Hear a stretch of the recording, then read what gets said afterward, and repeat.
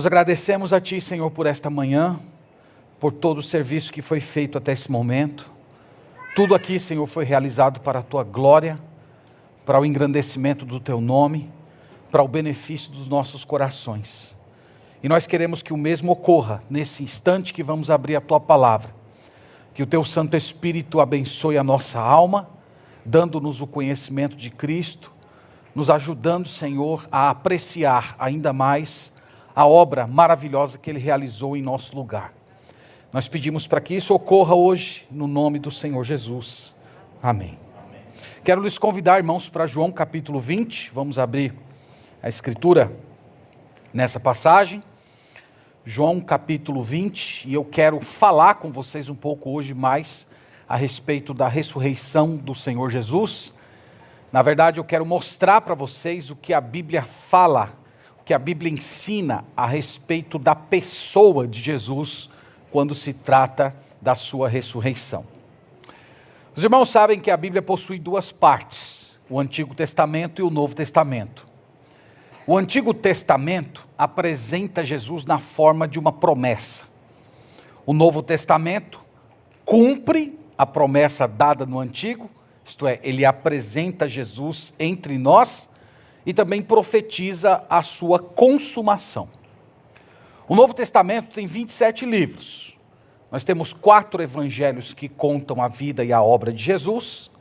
Nós temos 21 cartas que explicam o significado de Jesus para a nossa vida e para a igreja. E nós temos um livro de profecia, que conta o que Jesus ainda fará. Todos esses 27 livros, embora tenham as suas particularidades, eles possuem o mesmo ponto. Eles retratam Jesus como alguém que está vivo, como alguém ressuscitado dentre os mortos, ativo nesse mundo como Deus homem e conduzindo a história para o futuro que ele mesmo estabeleceu. Então todos os livros têm essa mesma mensagem. E hoje, meus irmãos, eu quero conduzi-los especificamente àquela primeira aparição de Jesus para os seus discípulos depois de ressurreto. Nós vamos olhar como eles estavam, mas fundamentalmente nós vamos olhar o que a ressurreição mostra a respeito de Jesus, o que a ressurreição mostra a respeito do seu poder, da sua glória, da sua pessoa, e o que isso tem a ver conosco. Então vamos ler João capítulo 20, nossa primeira leitura aqui vai do verso 19 até o 23, por favor acompanhe com fé a leitura da Sagrada Escritura, que diz o seguinte: Ao cair da tarde daquele dia, o primeiro dia da semana, trancadas as portas da casa onde estavam os discípulos com medo dos judeus, veio Jesus, pôs-se no meio e disse-lhes: Paz seja convosco. E dizendo isto, lhes mostrou as mãos e o lado. Alegraram-se, portanto, os discípulos ao verem o Senhor. Disse-lhes, pois, Jesus outra vez: Paz seja convosco. Assim como o Pai me enviou, eu também vos envio. E havendo dito isto, soprou sobre eles e disse-lhes: Recebei o Espírito Santo. Se de alguns perdoardes os pecados, são-lhes perdoados. Se lhes retiverdes, são retidos. Amém. Graças a Deus por sua santa, eterna e bendita palavra. Irmãos, de uma forma bem direta, o que esse pequeno parágrafo no Evangelho de João ensina a respeito de Jesus? Em primeiro lugar, esse parágrafo ensina que Jesus é ilimitado. O Jesus ressurreto é ilimitado. Esse evento que nós acabamos de ler, ele aconteceu no domingo à noite. Se você leu o capítulo desde o seu início, ele já havia aparecido para Maria Madalena. E agora nós chegamos no momento em que Jesus se encontra com os seus discípulos. E como eu disse para vocês, há certas informações contidas nessa passagem que mostram que o nosso Senhor Jesus Cristo, ele é ilimitado.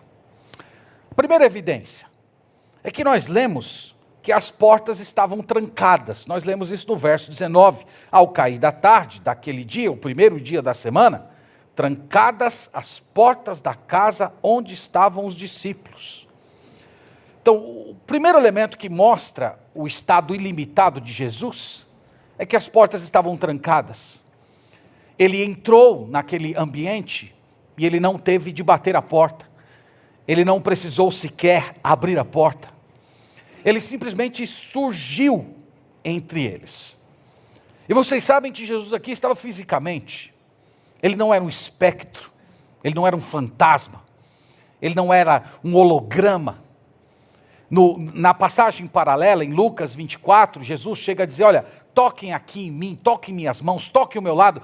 Um espírito não tem carne.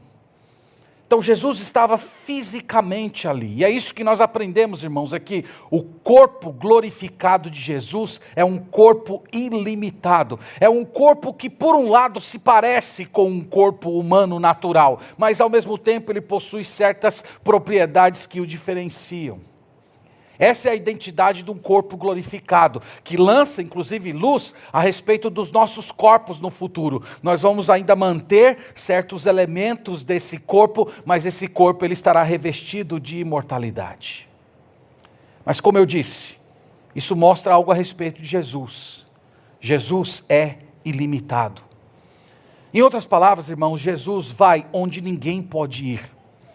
Jesus avança nos lugares onde, por exemplo, o psicólogo não pode chegar, a medicação não pode agir, o médico não pode curar, a amante não pode cobrir o espaço do coração.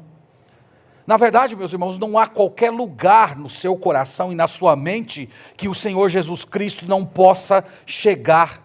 Eu até poderia dizer que todas as camadas complexas da nossa alma, até mesmo aquelas camadas que nós mesmos nem compreendemos bem às vezes, são um ambiente familiar para Jesus.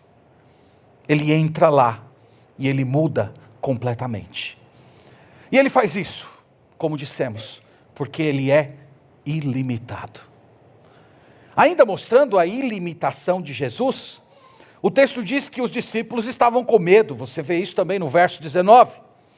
Ao cair da tarde daquele dia, o primeiro dia da semana, trancadas as portas da casa onde estavam os discípulos, com medo dos judeus.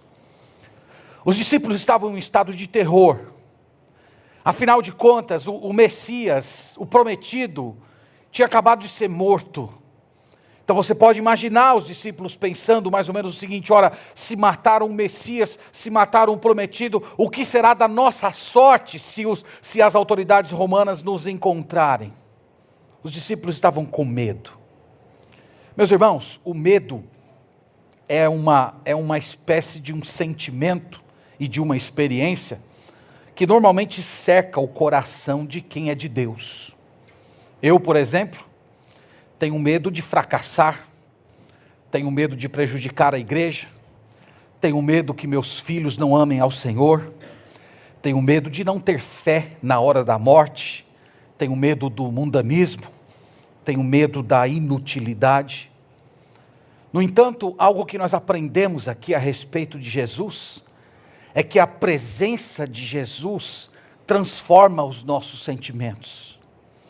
A presença de Jesus faz com que o medo se torne em alegria.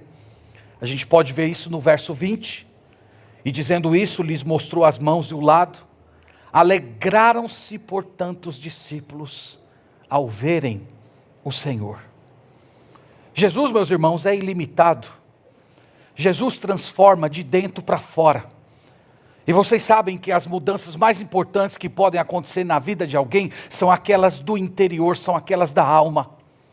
E o texto mostra aqui que Jesus entra e ele pega o seu medo, ele arranca da sua alma e ele simplesmente lhe enche de alegria. Você sabia que Jesus ressuscitou para fazer isso na sua história? Você sabia que Jesus levantou dentre os mortos para arrancar os seus temores, as suas inseguranças, os seus medos e te encher de alegria, de ousadia, para você sair aí por esse mundo proclamando que o nosso Deus é bom? Jesus é ilimitado. Ele é ilimitado para transformar a tristeza em alegria. Tem mais um elemento que mostra aqui o quão o Senhor Jesus é ilimitado. É essa declaração do verso 19 que mostra que Jesus se colocou entre eles. É muito interessante isso. Lá no final do verso 19 é dito assim: na casa onde estavam os discípulos com medo dos judeus, veio Jesus, pôs-se no meio deles. Eu acho interessante esse detalhe aqui que João atribui à chegada de Jesus. Jesus se colocou entre eles. Em outras palavras, irmãos, Jesus não é distante. Jesus é próximo. Jesus poderia ter enviado um anjo ou uma comitiva de anjos para simplesmente dizer que ele estava vivo, ressurreto ao lado do Pai e que ele já havia terminado a sua obra. Mas ele não fez isso. Ele queria ser visto, ele queria ser crido, ele queria ser amado pelos seus seguidores. E meus irmãos, ainda hoje continua sendo assim. Na verdade, eu oro ao Senhor para que nesse dia você experimente Jesus Cristo como uma pessoa viva e real, como alguém que está entre nós, ativo no meio do seu povo. Que Ele entre no seu coração, ministre naqueles lugares que ninguém pode chegar, remova os seus medos de tal maneira que você sinta a presença dEle. Eu oro para que isso ocorra hoje na sua experiência. O Senhor Jesus, meus irmãos, é ilimitado. Ele é o vencedor da morte. Esse é o primeiro elemento que nós vemos aqui em João 19. O segundo, que é igualmente glorioso, é que Jesus concede paz. Paz, meus irmãos, na Bíblia é o oposto do conflito. Vocês sabem que muitas vidas são arruinadas pelos conflitos, pela fraqueza, pela falta de objetivos. E o texto sagrado, irmãos, mostra que Jesus morreu e ressuscitou para ser a nossa paz. Jesus acordou dos mortos, despertou daquela tumba para a nossa vida não ser arruinada. Por duas vezes nós lemos aqui Jesus dizendo isso. No verso 19, a última frase do verso 19, disse-lhes: paz seja convosco. No verso 21, repete-se a mesma frase, disse-lhes, pois, Jesus outra vez: paz seja convosco. O Senhor Jesus sabia como é que estava o coração dos seus discípulos. Jesus sabia que as emoções deles estavam completamente distorcidas, deslocadas. E Jesus, meus irmãos, se aparece como alguém que oferece paz. Essa é uma mensagem que vai ser repetida ao longo de todo o Novo Testamento. Não somos nós que tomamos a iniciativa de instaurar a paz com Deus. É Ele que vem a nós e nos oferece a paz. E nessa passagem que nós lemos aqui, irmãos, antes de tudo, Jesus estava estabelecendo a paz com seus próprios discípulos. Quando Jesus oferece paz, preste bem atenção nisso. Ele não está apenas querendo tratar das emoções bagunçadas, do medo que eles estavam sentindo. Não era só isso. Jesus queria paz entre os discípulos e Ele mesmo. Você pode, de repente, interpelar, mas isso era necessário? Havia alguma coisa de errada, não resolvida entre Jesus e os seus próprios discípulos? Ora, meus irmãos, esses homens haviam abandonado Jesus.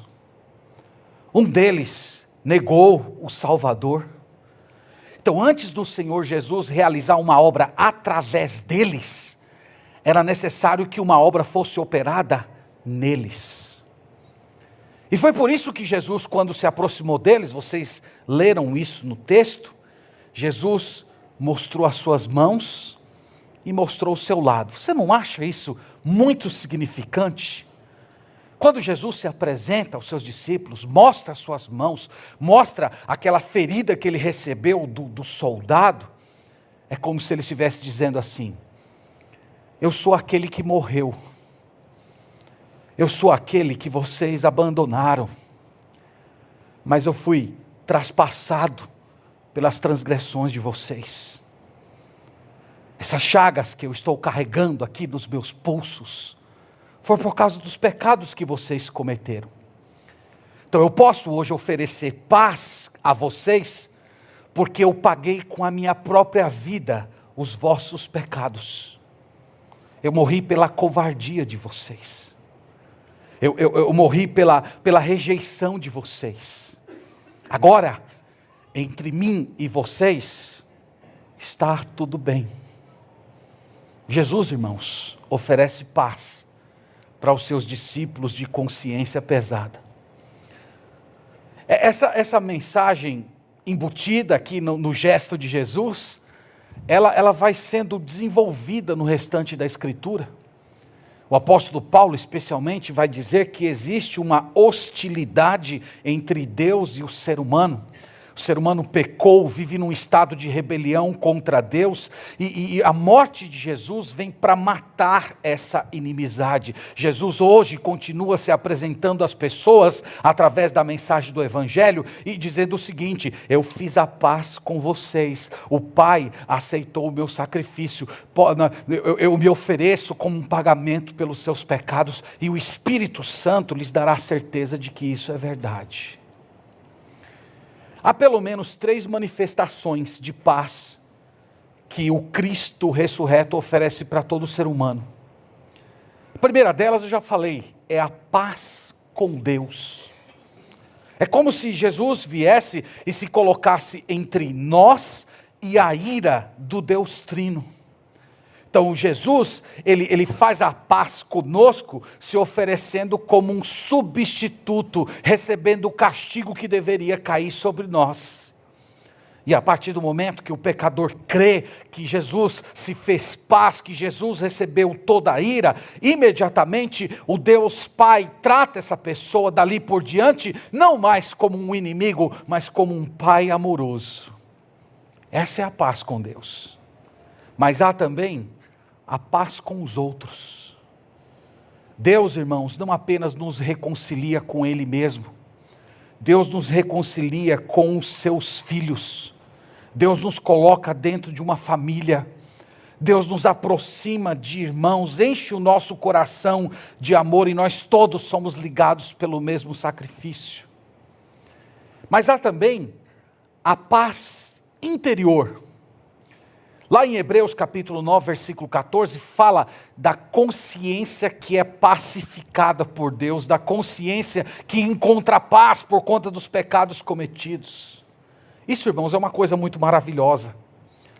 Há muita gente vivendo com a consciência contaminada por causa de pecados passados ou presentes. Há muitas pessoas que carregam culpa no coração. Às vezes a recordação do pecado doendo no coração, ou os pecados antigos querendo assumir novas formatações para ocupar toda a alma. E você pode, através de Cristo, experimentar paz interior, purificação da sua consciência. Você pode experimentar serenidade nos seus sentimentos, ao saber que entre Deus e você tudo está bem. A pergunta que fica para todos nós essa manhã é: qual é a paz ou a manifestação da paz que você necessita? Jesus é o príncipe da paz. Você precisa de perdão de pecados? Você precisa de paz com alguma pessoa? Você precisa de paz interna? Ou você precisa de todas elas juntas?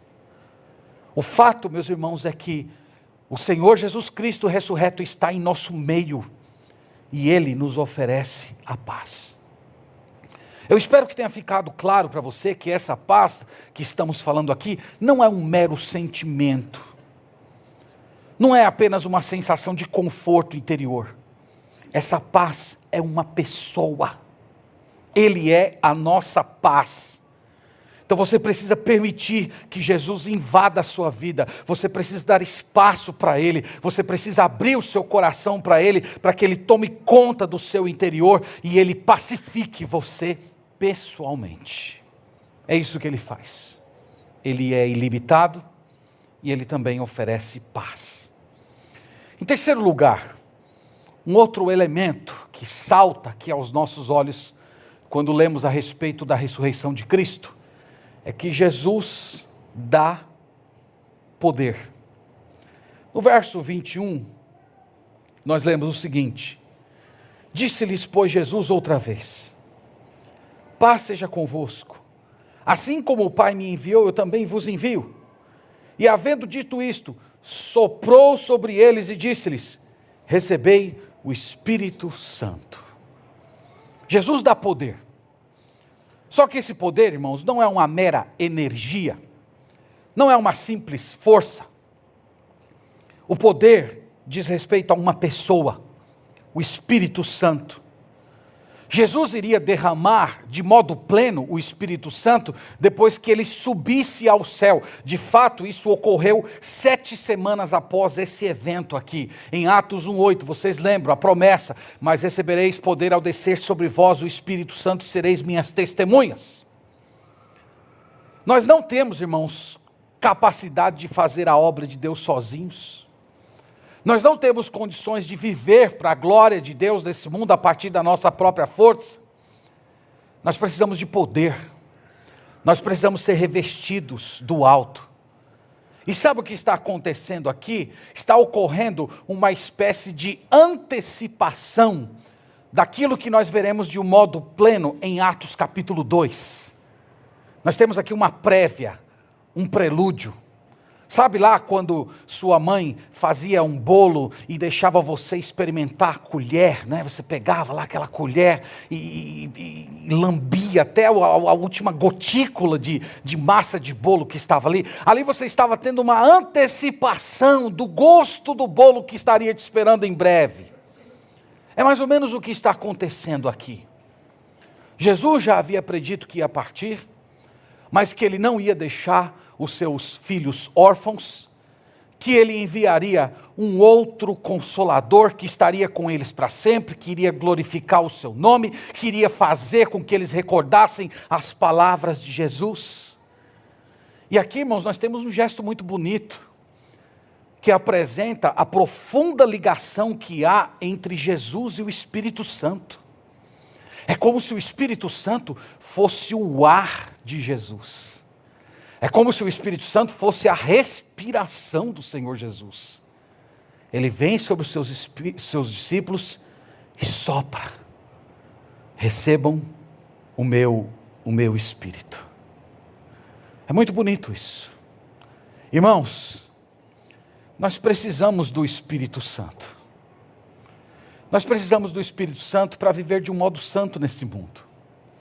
Nós precisamos do Espírito Santo para vencer os nossos pecados, íria, lasciva, tristeza, pequenez espiritual, todas as nossas fraquezas. Nós precisamos do Espírito Santo. Nós precisamos do Espírito Santo para cumprir a nossa missão nesse mundo. E é isso que nós vemos no verso 21, quando ele fala assim: disse-lhes, pois, Jesus outra vez: paz seja convosco, assim como o Pai me enviou, eu também vos envio. Então, o Espírito Santo foi nos dado com um objetivo, de nos fazer proclamadores, representantes, enviados, representantes, embaixadores de Jesus nesse mundo. É como se Jesus quisesse, a partir do momento em que o Espírito Santo habita o seu coração, que você saísse por aí, avançando em direção aos seus familiares, aos seus amigos, aos seus conhecidos, aos seus vizinhos, dizendo: Jesus está vivo. Jesus ressuscitou, Jesus oferece perdão através do seu sangue. Se você se arrepender dos seus pecados e crer que a morte dele foi um pagamento por você, você será salvo. E sabe o que o Espírito Santo faz? O Espírito Santo, por assim dizer, energiza essa mensagem e faz com que essa pregação ela passe pelos ouvidos e chegue até o coração, e o pecador então se prostre diante do Senhor Jesus em arrependimento e fé. Nós precisamos, irmãos, do Espírito Santo. É o Espírito Santo que te dá essa santa ousadia. É o Espírito Santo que te enche desse poder. Através do Espírito Santo nós podemos, na paz de Deus, no poder de Deus, fazer a vontade para a glória de Deus e para o benefício das pessoas. Jesus morreu e ressuscitou para realizar isso em você e através de você. E o verso 23? Há muita gente que fica intrigada com o verso 23, não é? Se de alguns perdoardes os pecados, são-lhes perdoados, se lhes retiverdes, são retidos. Como é? Jesus entregou esse tipo de poder para a gente, quer dizer que se eu olhar para alguém e dizer, está perdoado, se eu dizer, não está perdoado, está condenado, é isso mesmo que o texto está dizendo? Jesus entregou para a gente, né? Eu posso ver no rosto de vocês agora, né? Como esse versículo às vezes semeia esse tipo de dúvida no nosso coração. Eu não sei se vocês sabiam, mas dentro do romanismo, a crença é justamente essa, por causa dessa passagem, que o sacerdote, ele tem o poder de dizer que está perdoado, ou reter o perdão, porque ele foi colocado ali como um arauto, né? um vigário de Cristo aqui na terra. Meus irmãos, em 2 Coríntios capítulo 5, versículo 20, diz que nós somos embaixadores, como se Deus exortasse por nosso intermédio. Quando nós dizemos às pessoas as palavras de Jesus no poder do Espírito Santo, no final das contas, é Jesus quem está falando através de nós. Sendo assim, se usarmos as palavras de Jesus no poder do Espírito Santo, no final das contas, quem está pronunciando o perdão ou não perdão de pecados é o próprio Senhor Jesus. A única diferença é que Ele está nos usando como canal de suas palavras. Então eu posso dizer, de uma forma bem prática, para aquelas pessoas que creram que elas estão salvas, que elas estão perdoadas. Eu posso dizer isso porque ao falar isso eu estou dizendo as palavras de Jesus. Da mesma forma que eu posso dizer para os incrédulos que eles estão condenados, perdidos, banidos da presença de Deus, porque ao fazer isso eu estou repetindo as palavras de Jesus. Então aqui Jesus não está dizendo que nós teríamos uma espécie de uma autonomia para arbitrariamente dizer quem está salvo e quem está perdido, mas à medida que nós fazemos isso, repetindo as suas palavras no poder do Espírito Santo, é fato que Jesus está falando por nosso intermédio. E isso mostra mais um aspecto do poder maravilhoso do Senhor Jesus nesse mundo. Ele agindo por boca de cada um dos seus filhos e filhas aqui.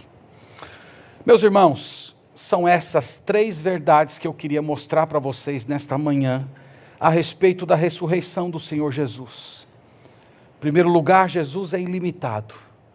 Jesus é ilimitado para entrar no seu coração trancado, para ir até onde ninguém vai, para remover os seus temores, encher o seu coração de alegria. Jesus também é poderoso para te oferecer paz, para estabilizar os seus sentimentos, pacificar o seu interior, pacificar a sua relação com o próprio Deus, te dar humildade para buscar reconciliação com os outros, te dar paz para a consciência ferida pelos seus próprios pecados. Jesus também dá poder, Ele dá o Espírito Santo para nos fazer santos, ousados na realização da sua obra. E você, o que vai fazer diante desse Jesus vivo? Eu espero que hoje você ore, para que você experimente esses benefícios. Que você se humilhe diante de Ele. Senhor, eu creio que Tu estás vivo. Eu quero receber esse Teu poder, eu quero ter o meu coração cheio de paz. Eu quero ser cheio do Espírito Santo para realizar a Tua obra nesse mundo.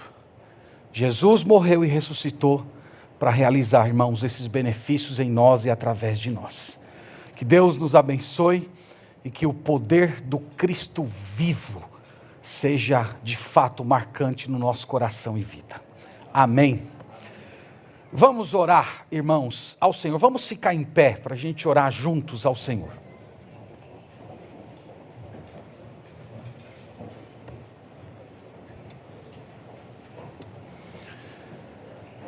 Vamos orar ao Senhor nesse momento. Deus, nós te agradecemos, Pai, nós te bendizemos. Nós adoramos o Senhor e reconhecemos que Cristo está vivo. A grande prova, Senhor, é a própria existência da tua igreja, do teu povo, dessa comunidade de remidos. E nós oramos, Pai, para que nesse dia todos nós experimentemos o poder do Cristo ressurreto. Que nós tenhamos a sensação real da sua presença, ardendo os nossos corações através da tua palavra, enchendo o nosso coração de alegria, removendo os nossos temores, dando-nos poder espiritual, ousadia. Ajuda-nos, Senhor, venha até nós e nos visita, com essa mesma presença gloriosa e marcante que um dia esses discípulos sentiram. Eu oro também, Senhor, pelas pessoas que aqui estão e que ainda não tiveram um encontro pessoal contigo, um encontro transformador, um encontro de perdão de pecados e mudança de vida. Eu oro, Senhor, para que hoje seja o dia da salvação. Realiza, Pai, essa obra. Certamente nós vamos glorificar o Teu nome. Pedimos isso tudo no nome de Jesus. Amém.